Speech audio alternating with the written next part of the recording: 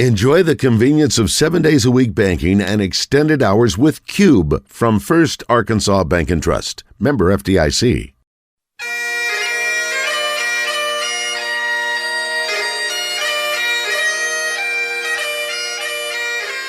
It's time for From the Short Grass with Trey Schaap, a golf podcast for those who love golf, struggle with golf, and just like to enjoy the outdoors and fellowship with friends, all while chasing a ball around trying to put it in a 4 1/4 inch diameter hole.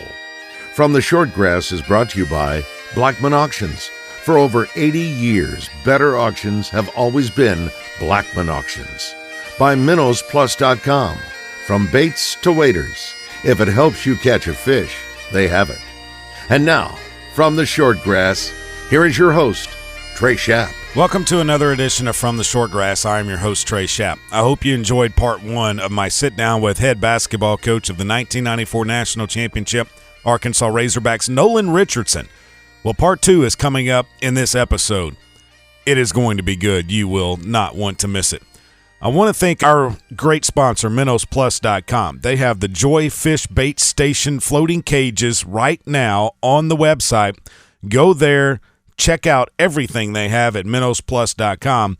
Minnows Plus, your one-stop shop for all of your fishing and hunting needs. MinnowsPlus.com. We're back with Nolan Richardson after this. This is Thomas Blackman of Blackman Auctions. Trey asked me to sponsor a show for another few months. Even though I don't like golf, I do like a show. I have no idea how he gets the awesome variety of guests on his show, but it is entertaining and informative even for a horrible golfer like myself. I'm learning a lot about the game and about the passion for playing. So much so, I've started using my country club for more than Sunday brunch. Trey makes golf interesting. I make auctions interesting. For auctions, listen to me. For golf, listen to Trey. Since 1938, better auctions are Blackman Auctions. Minnows Plus is your local source for live bait and live well supplies. They carry the entire line of SureLife products, everything from better bait and finer shiner to no ammonia products to keep your bait and your catch thriving till you get back to the dock. They are the best source for all your private land ponds. Minnows Plus has fish food and pond fertilizer to keep your pond healthy and thriving all year long. If you own or run a bait and tackle shop and need to resupply, contact Minnows Plus and ask about their wholesale prices. Open to the public and walk-ins are welcome. Find them on the web at MinnowsPlus.com. Welcome back to From the Short Grass.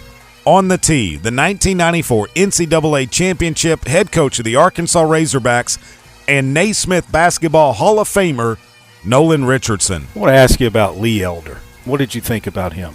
Lee was from Dallas, and he talked about him, how good he was. There were not very many African Americans on any of the tours. Whenever there was an opportunity to watch anything in golf, well, I paid close attention to those. And Lee Elder was the first African American to play in the Masters. And this past year, they've added Lee Elder as one of the honorary starters. As someone of color, that has to make you feel good. Very, very, very, very good, because he didn't get the opportunities to be great. Sometimes you don't get the opportunity to be great. You can be good, but you're not having opportunities to be great. It's another step. And they added him to that. He was one of the great ones that played the game. No question, I felt very honored and very, very happy for him and his family. And I think if Tiger Woods wouldn't have had the accident, he would have been there when Mr. Elder was announced as one of the honorary starters on that Thursday morning. Oh, yes. I think there's no question that I think Tiger would have been very proud and very happy that he got that opportunity to watch this in his lifetime. Tiger Woods, what has he meant for the African-American community and the game of golf? I can't speak for everyone, but he takes the same role as I can see as Jackie Robinson did for baseball in opening the doors to giving opportunities. That's what Tiger has done. The game in golf, young blacks can't afford it, and so you won't see a whole abundance of kids being that good. That's why they have that first tee and things of that nature to help that happen. Tiger, to me, is Jackie Robinson of the golf, opening doors that has been closed for many, many years. Best golf course you ever played, is it Augusta National? It is no question the best, but I also think that the one there right outside of Louisville, Alotian. That's pretty nice too. the thing that I feel that we have so many nice golf courses in the state of Arkansas. Just really nice. Did you ever play with John Thompson, Big John? John didn't play golf. He did not. No, John didn't play golf. Cheney, Ravelin didn't play golf. All of those, that's why I say, all those guys that I mentioned, I was the only African-American at one time that played golf that was a major college coach. And it's kind of weird because I wouldn't have never played if that bet hadn't have taken place. I'm glad I'm glad I lost, and I got a chance to go out and play on the golf course. And that's why I said people on the golf course are sometimes totally different than they are when they're off the golf course. Mm-hmm. It was losing that bet, and you had something inside of you that said, that's not going to be the end of it. I'm coming back. I'm going to work at it. No question about that, because I'd lost, and I couldn't do something that I know that I can do if I had some work at it, and I'm going to get my money back. In the meantime, the bug bit me, and now I'm up at 2 and 3 in the morning working on my swing instead of going to getting some sleep. All right, let's talk a little basketball because, I mean, you just a legend. You're in the Arkansas Sports Hall of Fame. You're in the Naismith Basketball Hall of Fame. I mean, I think everybody's watched your speech. It's a fantastic speech. The part about Bird just gets me because that is hilarious. Can you give us a little bit of that? You were driving in your car. Right. You know, and it's funny. I told Larry the story because Larry, I'd known Larry for a while because I was with Converse, and Converse took all of its coaches on trips. Larry was with us. He was a Converse guy. Magic Johnson was a Converse guy, you know. Well, we all were on this trip, so I was telling him, I said, you know what, Larry, you know, at this time I know him. What happened was I was driving down and I was listening to the radio, and the game was on, the game between New Mexico State and Indiana State. That's before I was a coach in the Valley. At the time, I was a junior college coach. So I didn't know Larry at all. I mean, I didn't keep up with him. I was looking for players in high school and junior high to help me. And Larry's already was a senior the year that I was in junior college. So I'm driving down the street, and this announcer is calling the game, and he says, well, you got to see this kid. This kid is the greatest. I mean, Bird, there he goes. Bird makes a basket. Oh, did you see that pass Bird made? I mean, Bird did this, Bird did that. I'm saying, damn, this guy's good. You know, because I'm keeping up with what he's telling me. And then I said, dang, boy. And I knew deep inside that when he kept talking about Bird, I said, hell, I don't know any white birds. So this must be a brother. Hey, that's what it's got to be. Yeah.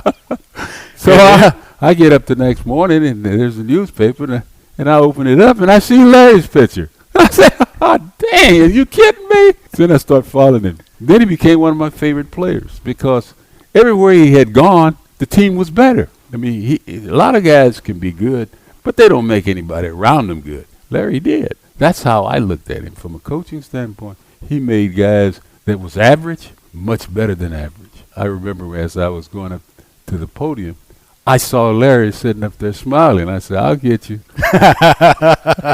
You got him. That's a great story. Let's go to the move from Barnhill to Bud Walton, the house that you built.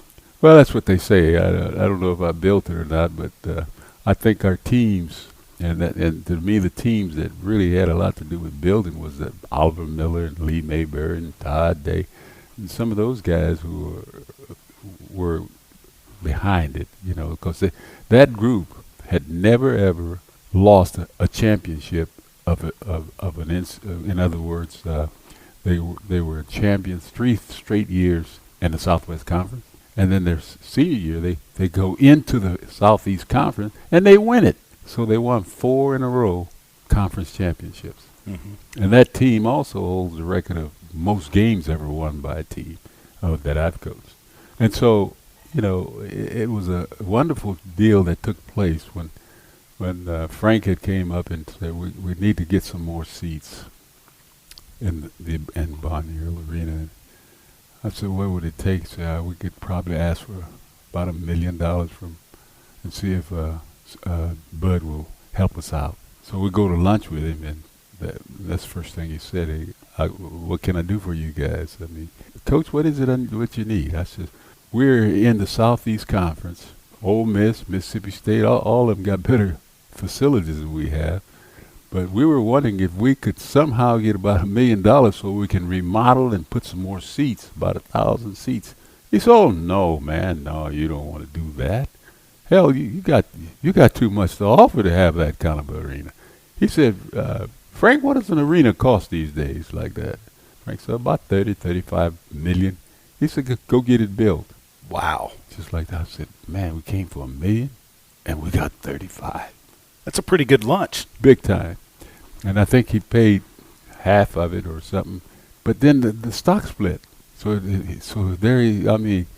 everything fell into place. Not only did that happen, everything fell into place. We didn't lose a game that year in the building. Mm-hmm. We won the NCAA championship. We won the SEC. Everything fell into place. It was a perfect storm for us. And now your name's on that court. Yeah. That's got to feel good. That makes me pretty proud because I have 11 great-grandkids.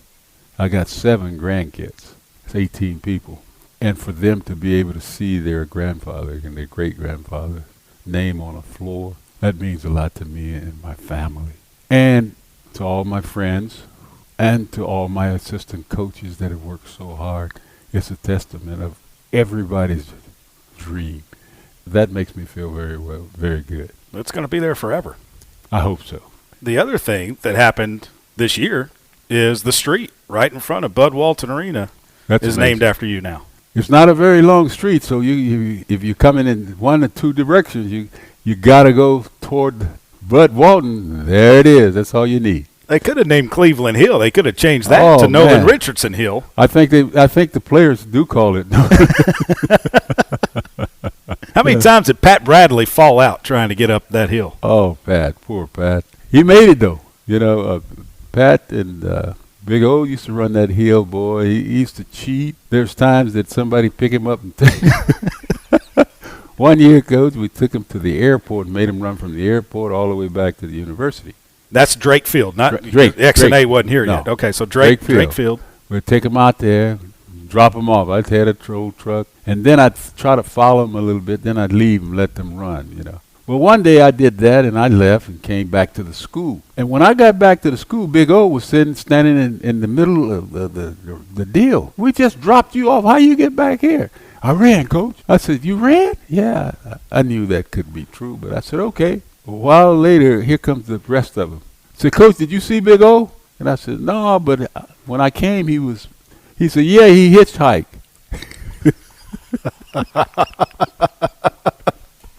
I said, whatever it takes for Big O to get a chance to get in, he was going to do it, He's going to do it. He is going to do it. Yeah, that Cleveland Hill. The story of Cleveland Hill is actually John McDonald. I asked him one day about his cross country, and I picked John's brain because John, as I say, you can touch him, and it's a national championship. So I said, what is it that we have to try to do to maintain conditioning and get our lungs strong, John? He says, run hills, run long distance. It develops. I said, okay, there's a road over there called Cleveland. You go straight up and come down. So I said, go check it out. So I went over there and drove up. I said, damn, this is a hell of a hill here. And so I said, okay, every morning at 6 o'clock, I want to meet you guys here at the Cleveland. And they said, what for? I said, we're going to get ready to get in shape, man. That's it. And I always took some from advice from some of the old coaches that I'd read about. And Vince Lombardi would say that fatigue will make cowards of us all. And that's what I was preaching to him. If you get in better shape than your opponent, he's become a coward. Mm-hmm. And that's what you want. Is there a game that you look back on that you think, man, I wish I would have done one little thing different and the outcome would be a W? The championship game that we played in 1995, I noticed that when I had my team meetings before the game, I did not have that motivational part in me. And the reason was I had just been named the most courageous coach or person by the sports writers. At noon, I picked up that award, and they had a film, and they showed my daughter who had passed away, and they showed Rose, and they showed They showed all the things that just hurt my insides. So I had no emotions. I was not angry about nothing because I was the kind of coach that went into the game angry, may have come out angry and then got better. But I always want to go in angry because you're the opponent, you're the enemy. Regardless if you're my son, which I played against once, John and I were close. It didn't matter. Anybody I played was an enemy until after the game. I didn't have that feeling. And I thought it kind of, they played, but there was something missing. And the thing that was missing, and I was trying to get it to this day, that's what I thought happened.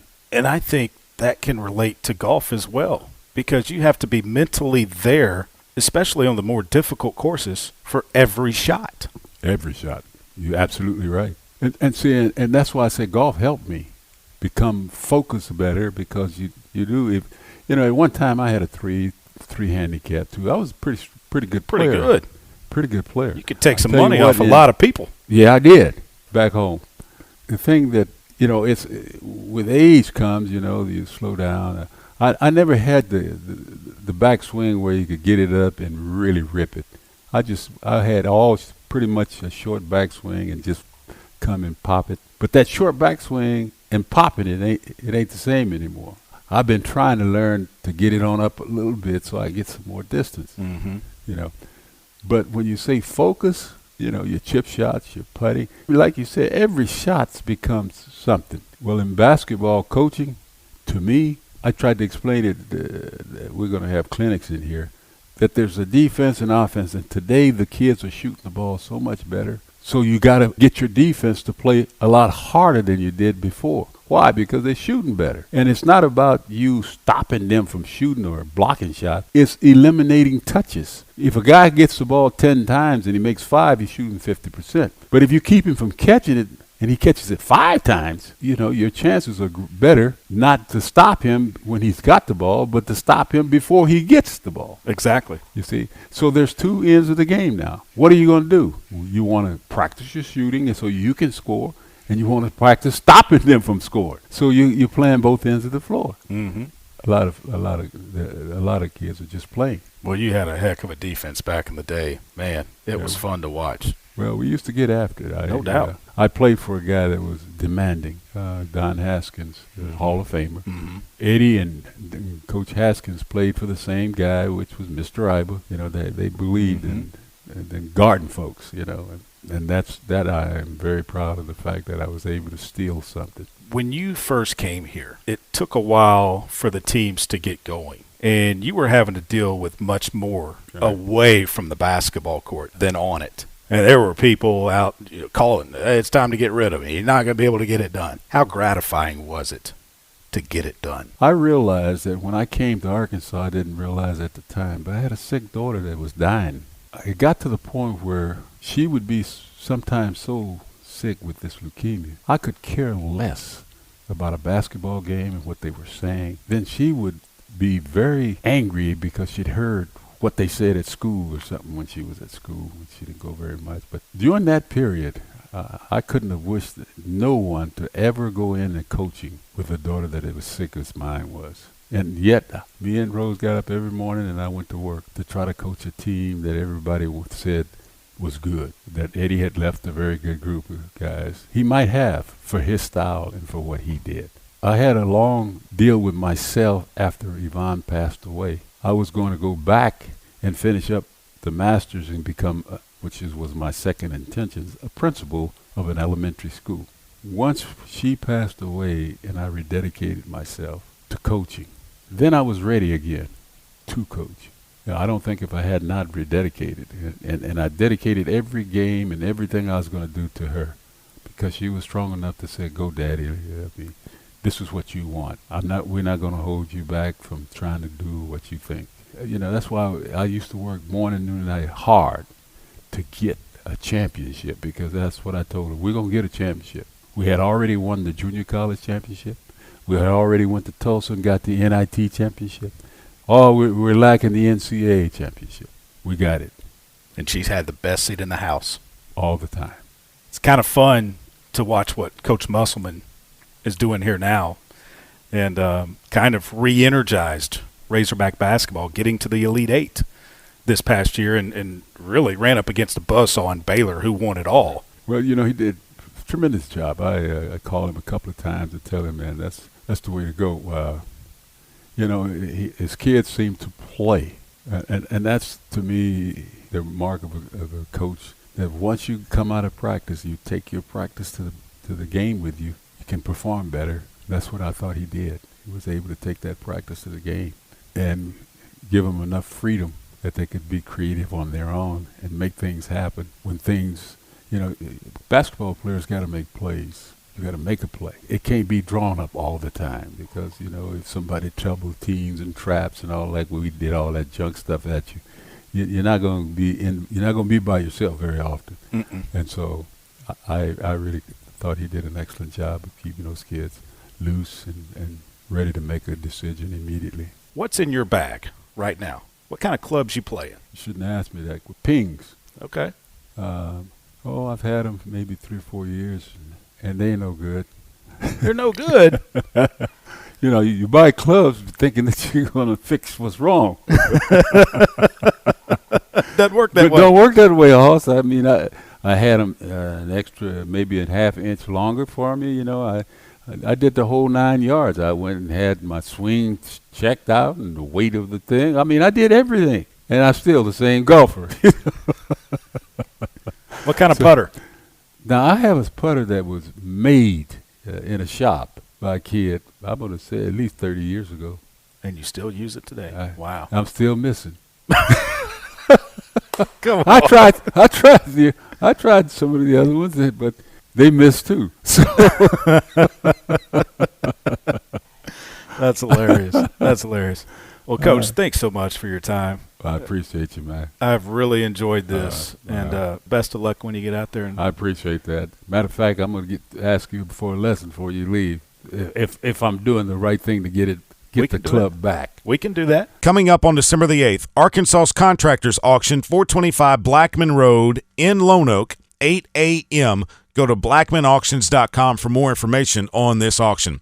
Since 1938, better auctions have always been Blackman Auctions. Minnows Plus is your local source for live bait and live well supplies. They carry the entire line of SureLife products, everything from better bait and finer shiner to no ammonia products to keep your bait and your catch thriving till you get back to the dock. They are the best source for all your private land ponds. Minnows Plus has fish food and pond fertilizer to keep your pond healthy and thriving all year long. If you own or run a bait and tackle shop and need to resupply, contact Minnows Plus and ask about their wholesale prices. Open to the public and walk-ins are welcome. Find them on the web at minnowsplus.com.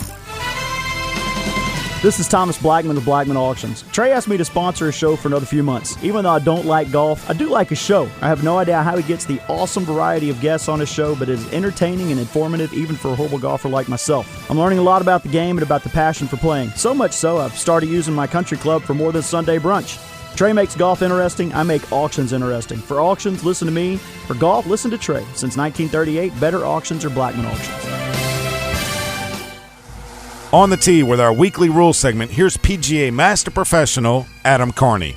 Adam, I've got a tee time. I'm in a tournament. Tee time's 10:30, 10:25. I hit one more drive on the practice range, and all of a sudden the shaft breaks. Luckily, I had another driver either in the locker room or in my car, so I go and grab it to get a replacement for it, which I'm allowed to do because I haven't started my round yet. I get to the tee at 10:35. My tee time was 10:30. Mm-hmm. What happens now? Well, so this is a 19 change. It used to be the penalty for not being at the tee at the time of starting was disqualification, with a local rule that could be adopted into notice to competitors that stated if you're there within 5 minutes, you could start with a 2-stroke penalty. That is now reversed. So if you're there within 5 minutes, so you're going to get the 2-stroke penalty under those circumstances. So the wrinkle obviously is a club that's become damaged. However, in the normal course of play.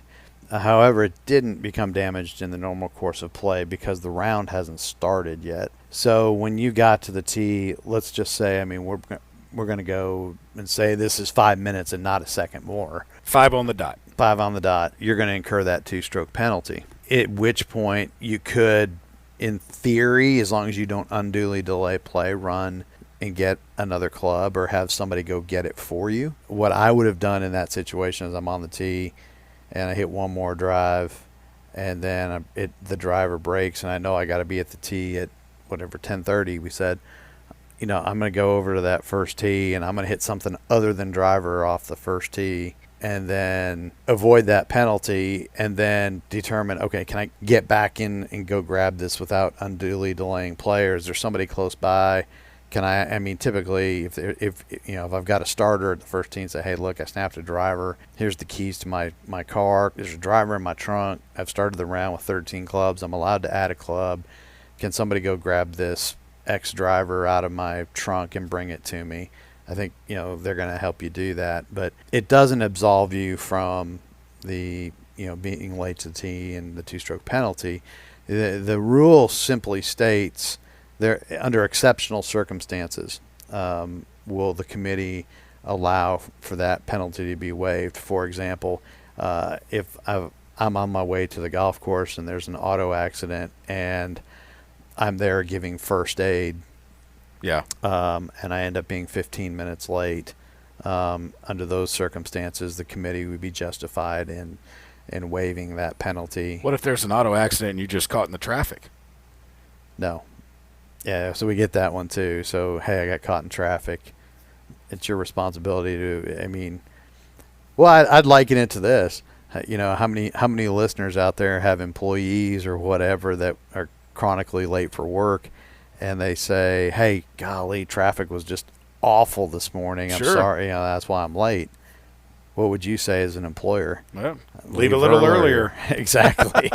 So, when I played, and I think you can see it today at majors, they show them walking out of the parking lot. They're usually getting there 2 hours before their tee time. Let's go back a couple of years to Medina. Rory McIlroy, singles matches of the Ryder Cup. He oversleeps. Yep. He forgot what time zone he was in. Yeah, but he gets a police escort. Yeah, you and I aren't getting a police escort, are we? No, but he was close to missing his tee time. What would have happened then? So, that's loss of match. Yeah, he had lost the match. And, the PGA of America had a young lady that was assigned to find him. Do you know the irony to that story is that woman that found him is now his wife. Really? That's correct. I did not know that. Yeah, he married her. Well, gee, I would too. I mean, you won the Ryder Cup. You helped us win the Ryder Cup. So I was actually there, and very close. I was right at the first tee when that happened, and he rolled up there, got up there just in time, didn't hit a range ball, nothing. Just flat, overslept, wasn't answering his phone. I believe PGA America sent somebody to the hotel to find him, and the young lady that knocked on his door and woke him up, got him going, and then he got a police escort to Medina. I don't remember seeing the police escort coming into Medina, but I do remember Rory walking on the first tee. No one in the crowd knew what was going on. No, because it was, if you go to a Ryder Cup, you got 60,000 people following, very few people. You can't see what's going on, so you don't know who's been to the range and where they are at any time. But the fact that he had to get a police escort that was available for him to get, and he was able to talk to the officer that gave him that, said, hey, look, this is a big deal. Yeah. Here's who I am. Yeah. But then I did not know the fact that he actually married the lady that was assigned to go find him. Yep. Did they ride in the car together? I don't know the answer to that. I was going to figure out. They probably did. And then what was that conversation? Hey, thanks for saving my butt. Can I have your number? Yeah, exactly. But yeah, that is his wife today. Interesting. If you want interesting stories like that, keep listening to us. If you have a question about the rules of golf, email us fromtheshortgrass@gmail.com, and we will get it answered with Adam Carney. That will do it for this edition of From the Short Grass. I hope you enjoyed our sit-down with Nolan Richardson. I sure did, and I want to thank Kevin Trainer at the University of Arkansas for helping set that up. I leave you with this golf quote from Seve Ballesteros. I look into eyes, shake their hand, pat their back, and wish them luck. But I am thinking, I am going to bury you. I hope you enjoy your next round on the course, and when you find your ball mark on the green, fix it and a couple of more. And I hope to see you from the Short Grass. You've been listening to From the Short Grass, a weekly podcast dedicated to the game of golf. from the Shortgrass is brought to you by MinnowsPlus.com and Blackman Auctions. This has been a presentation of the Buzz Radio Network.